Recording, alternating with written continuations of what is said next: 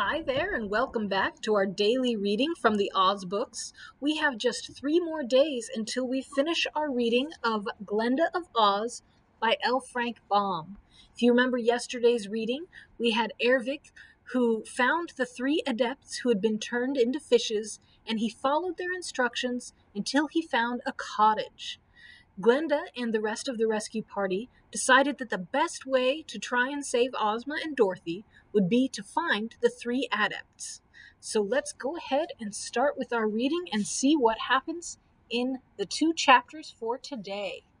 This is Chapter 18, The Cleverness of Ervic.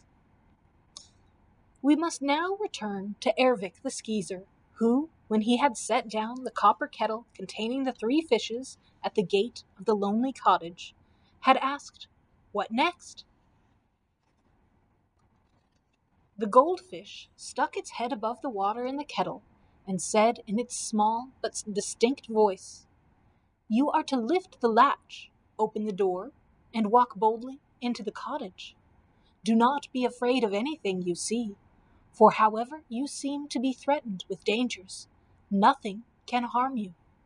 The cottage is the home of a powerful Yookoohoo named Rira the Red, who assumes all sorts of forms, sometimes changing her form several times in a day, according to her fancy. What her real form may be, we do not know.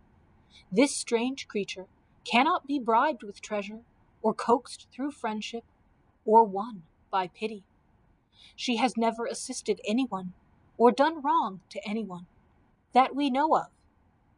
All her wonderful powers are used for her own selfish amusement. She will order you out of the house, but you must refuse to go.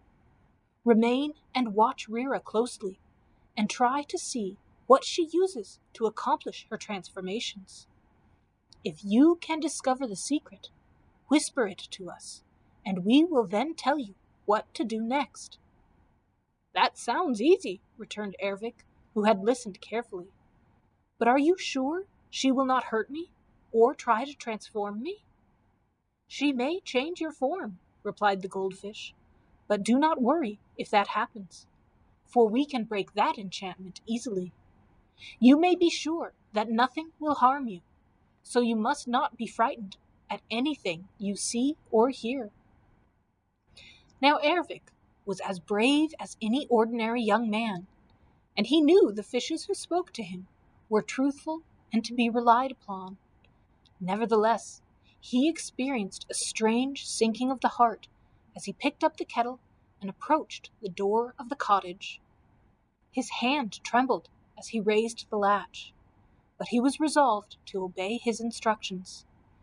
He pushed the door open, took 3 strides into the middle of the one-room cottage, and then stood and looked around him.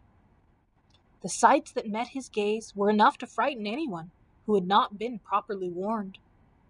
On the floor, just before Ervic, lay a great crocodile, its red eyes gleaming wickedly and its mouth wide open, displaying rows of sharp teeth. Horned toads hopped about. Each of the 4 upper corners of the room was festooned with a thick cobweb, in the center of which sat a spider as big around as a wash basin, and armed with pincher-like claws. A red and green lizard was stretched at full length on the windowsill, and black rats darted in and out of the holes they had gnawed in the cottage floor. But the most startling thing was a huge gray ape, which sat upon a bench and knitted. It wore a lace cap, such as old ladies wear, and a little apron of lace, but no other clothing. Its eyes were bright and looked as if coals were burning in them. The ape moved as naturally as an ordinary person might, and on Ervic's entrance, stopped knitting and raised its head to look at him. "Get out!" cried a sharp voice, seeming to come from the ape's mouth. Ervic saw another bench, empty, just beyond him. So he stepped over the crocodile, sat down upon the bench, and carefully placed the kettle beside him. "Get out!" again cried the voice. Ervic shook his head. "No," he said, "I'm going to stay." The spiders left their four corners, dropped to the floor, and made a rush toward the young skeezer, circling around his legs with their pincers extended. Ervik paid no attention to them. An enormous black rat ran up Ervik's body, passed around his shoulders, and uttered piercing squeals in his ears. But he did not wince. The green and red lizard, coming from the windowsill, approached Ervik and began spitting a flaming fluid at him.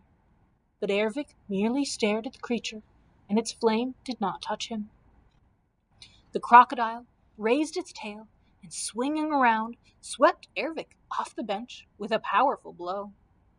But the skeezer managed to save the kettle from upsetting, and he got up, shook off the horned toads that were crawling over him, and resumed his seat on the bench. All the creatures, after this first attack, remained motionless, as if awaiting orders. The old gray ape knitted on, not looking toward Ervik now, and the young skeezer stolidly kept his seat. He expected something else to happen, but nothing did. A full hour passed, and Ervik was growing nervous. "What do you want?" the ape asked at last. "Nothing," said Ervik. "That you may have," retorted the ape, and at this all the strange creatures in the room broke into a chorus of cackling laughter. Another long wait. "Do you know who I am?" questioned the ape. "You must be Rira the Red, the Yookoohoo," Ervik answered. "Knowing so much, you must also know that I do not like strangers. Your presence here in my house annoys me. Do you not fear my anger?" "No," said the young man. "Do you intend to obey me and leave the house?" "No," replied Ervik, just as quietly as the Yookoohoo had spoken. The ape knitted for a long time before resuming the conversation. "Curiosity," it said, "has led many a man's undoing. I suppose in some way you have learned that I do tricks of magic, and so through curiosity you have come here. You may have been told that I do not injure anyone, so you are bold enough to disobey my commands to go away. You imagine that you may witness some of the rites of witchcraft, and that they may amuse you. Have I spoken truly?" "Well," remarked Ervik, who had been pondering on the strange circumstances of coming here, "you are right in some ways, but not in others. I am told that you work magic only for your own amusement. That seems to me very selfish. Few people understand magic. I'm told that you are the only real Yookoohoo in all Oz. Why don't you amuse others as well as yourself? What right have you to question my actions?" "None at all." "And you say you are not here to demand any favors of me?" "For myself, I want nothing from you." "You are wise in that. I never grant favors." "That doesn't worry me," declared Ervik. "But you are curious. You hope to witness some of my magic transformations. If you wish to perform any magic, go ahead," said Ervik. "It may interest me, and it may not. If you'd rather go on with your knitting, it's all the same to me. I'm in no hurry at all." This may have puzzled Red Rira, but the face beneath the lace cap could show no expression, being covered with hair. Perhaps in all her career, the Yookoohoo had never been visited by anyone who, like this young man, asked for nothing, expected nothing, and had no reason for coming except curiosity. This attitude practically disarmed the witch, and as she began to regard the skeezer in a more friendly way. She knitted for some time, seemingly in deep thought, and then she arose and walked to a big cupboard that stood against the wall of the room. When the cupboard door was opened, Ervik could see a lot of drawers inside, and into one of these drawers, the second from the bottom, Rira thrust a hairy hand. Until now, Ervik could see over the bent form of the ape, but suddenly the form, with its back to him, seemed to straighten up and blot out the cupboard of drawers.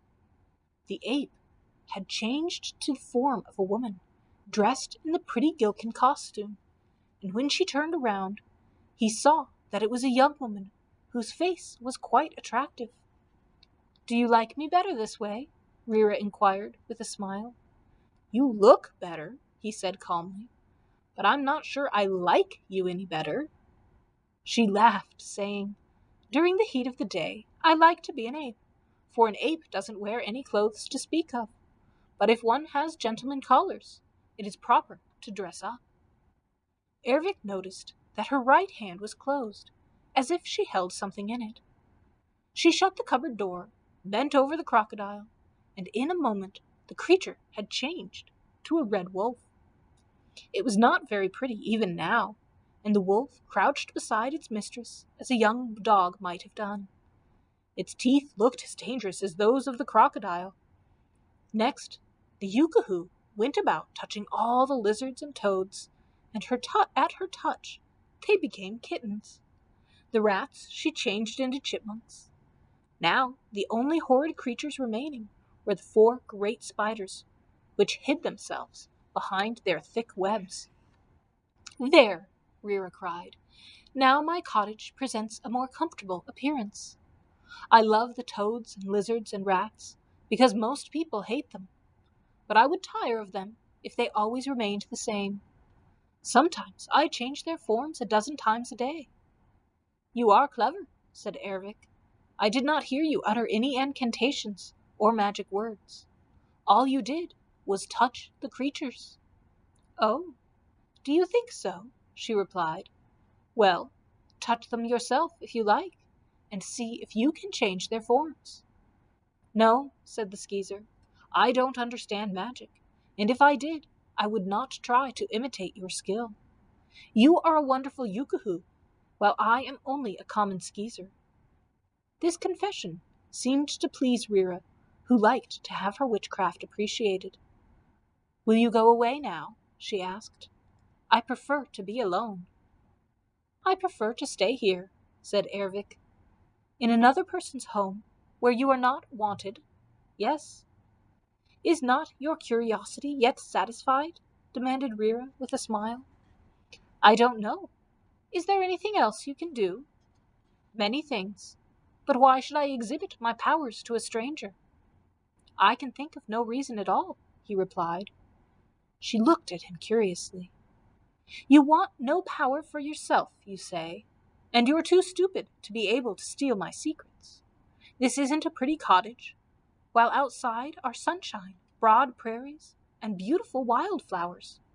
Yet you insist on sitting on that bench and annoying me with your unwelcome presence.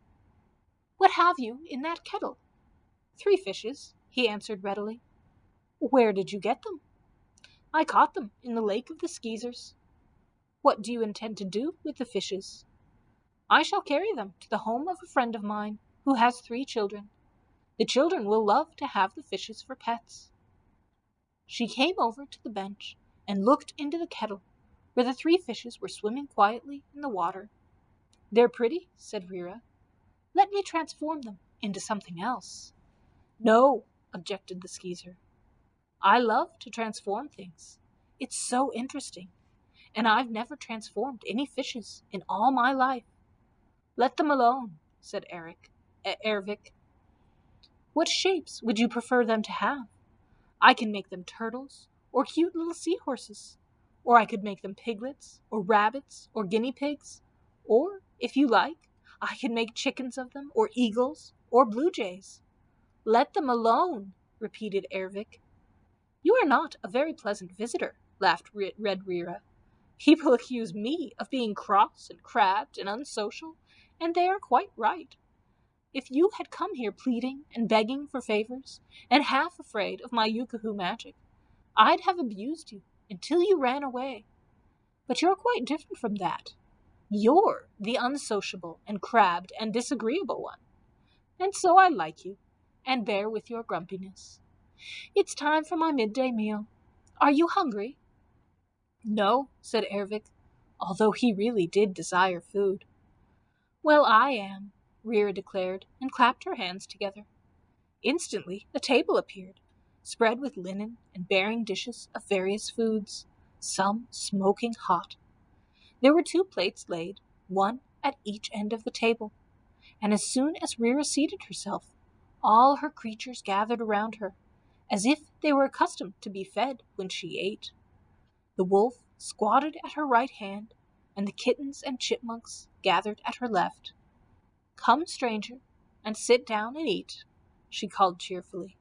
"And while we're eating, let us decide into what forms we shall change your fishes."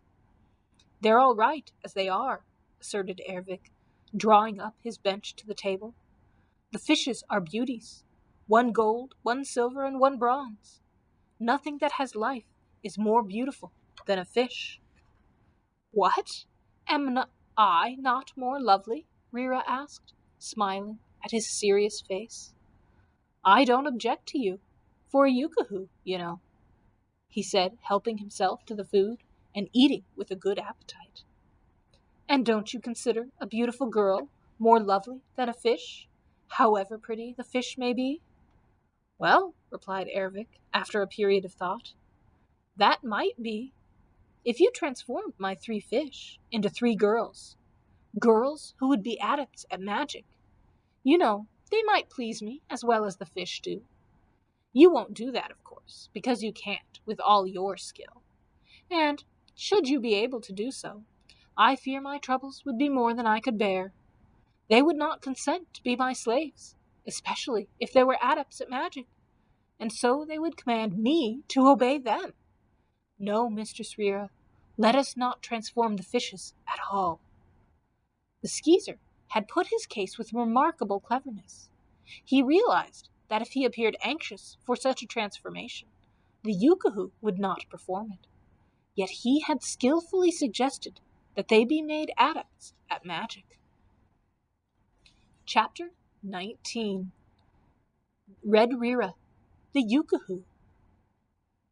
After the meal was over and Reera had fed her pets, including the 4 monster spiders, which had come down from their webs to secure their share, she made the table disappear from the floor of the cottage. "I wish you'd consent to me transforming your fishes," she said, as she took up her knitting again. The Skeezer made no reply. He thought it unwise to hurry matters.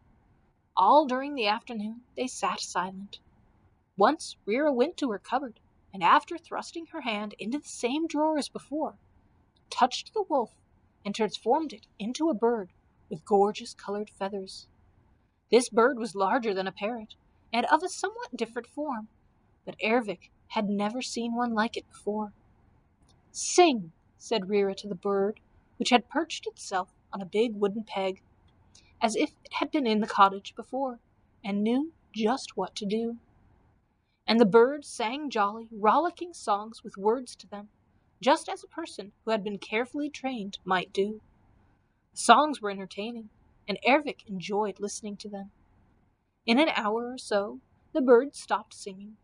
It tucked its head under its wing and went to sleep. Reera continued knitting, but seemed thoughtful. Now Ervik had marked this cupboard drawer well, and had concluded that Reera took something from it which enabled her to perform her transformations. He thought that if he managed to remain in the cottage and Reera fell asleep, he could slyly open the cupboard, take a portion of whatever was in the drawer, and by dropping it into the copper kettle, transform the 3 fishes into their natural shapes. Indeed, he had firmly resolved to carry out his plan when the Yookoohoo put down her knitting and walked toward the door. "I'm going out for a few minutes," she said. "Do you wish to go with me, or will you remain here?" Ervik did not answer, but sat quietly on his bench. So Reera went out and closed the cottage door. As soon as she was gone, Ervik rose and tiptoed to the cupboard. "Take care! Take care!" cried several voices, coming from the kittens and chipmunks. "If you touch anything, we'll tell the Yookoohoo." Ervik hesitated a moment, but remembering that he need not consider Reera's anger if he succeeded in transforming the fishes, he was about to open the cupboard when he was arrested by the voices of the fishes, which struck their heads up above the water in the kettle and called out, "Come here, Ervik!" So he went back to the kettle and bent over it. "Let the cupboard alone," said the goldfish to him, earnestly. "You could not succeed by getting that magic powder, for only the Yookoohoo knows how to use it. The best way is to allow her to transform us into 3 girls, for then we will have our natural shapes and be able to perform all the arts of magic we have learned and well understand. You are acting wisely and in the most effective manner.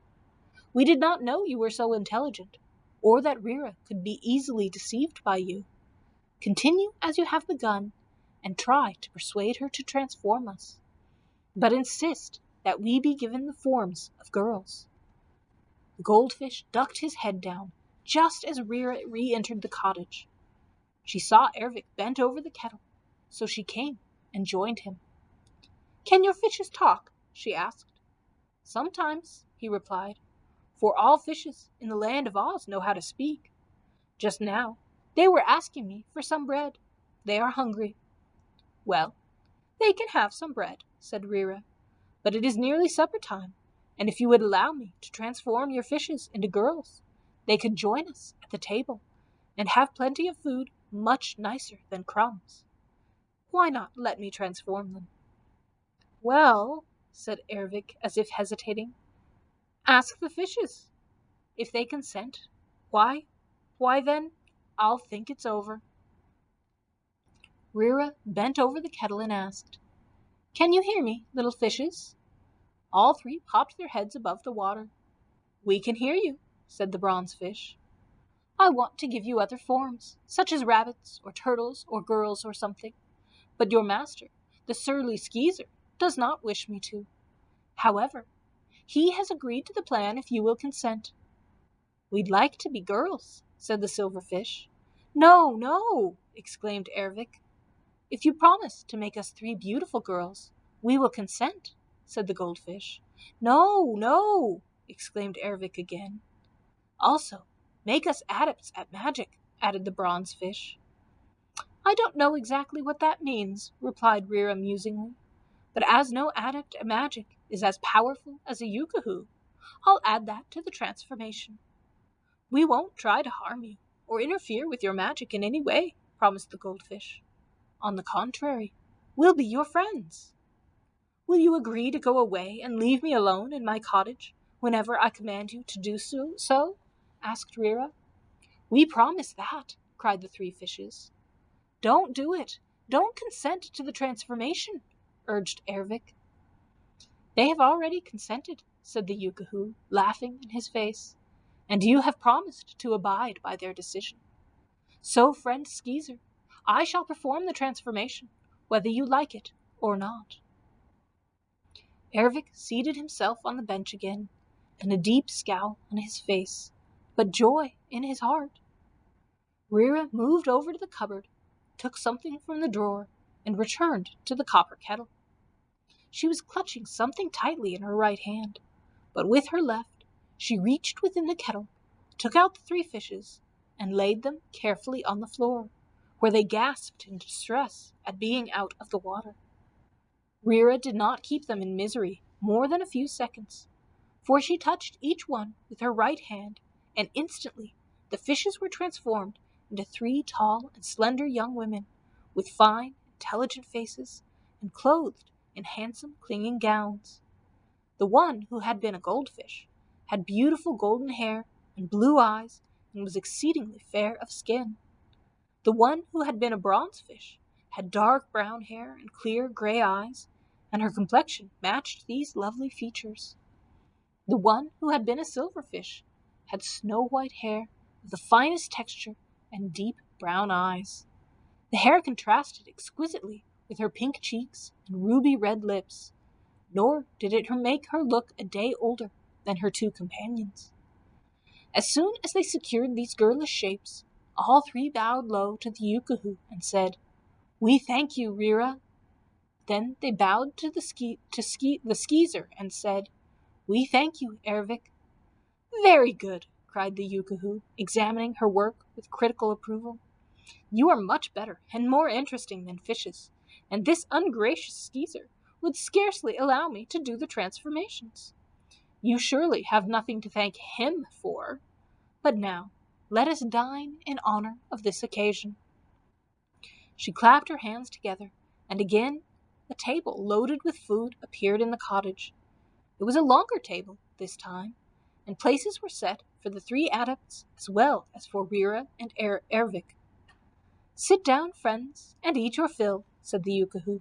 But instead of seating herself at the head of the table, she went to the cupboard, saying to the adepts, "Your beauty and grace, my fair friends, quite outshine my own. So that I may appear properly at the banquet table, I intend, in honor of this occasion, to take upon myself my natural shape." Scarcely had she finished this speech when Rira transformed herself into a young woman fully as lovely as the 3 adepts. She was not quite so tall as they, but her form was more rounded and more handsomely clothed, with a wonderful jeweled girdle and a necklace of shining pearls. Her hair was a bright auburn red, and her eyes dark and large. "Do you claim this is your natural form?" asked Ervik of the Yookoohoo. "Yes," she replied.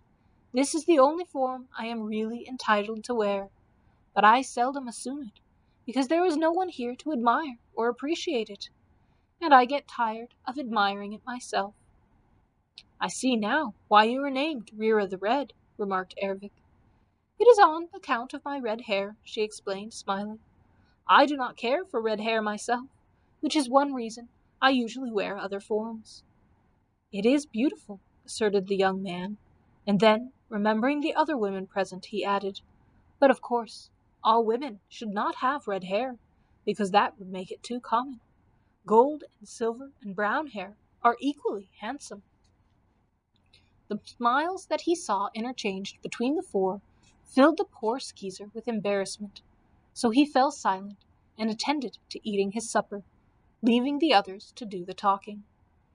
The 3 adepts frankly told Rira who they were, how they became fishes, and how they planned secretly to induce the Yookoohoo to transform them. They admitted that they had feared, had they asked her to help, that she would have refused them. "You were quite right," returned the Yookoohoo. "I make it my rule never to perform magic to assist others, for if I did, there would always be crowds at my cottage demanding help, and I hate crowds and want to be left alone.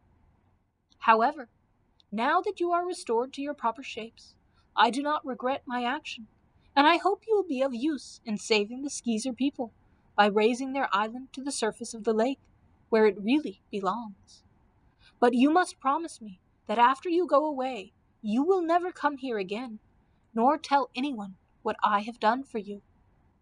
The 3 adepts and Ervik thanked the Yookoohoo warmly.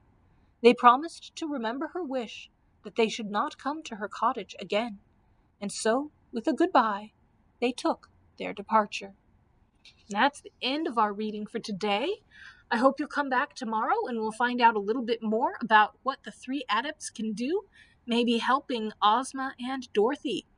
So I hope that you come back tomorrow, and until then, have a wonderful rest of your day.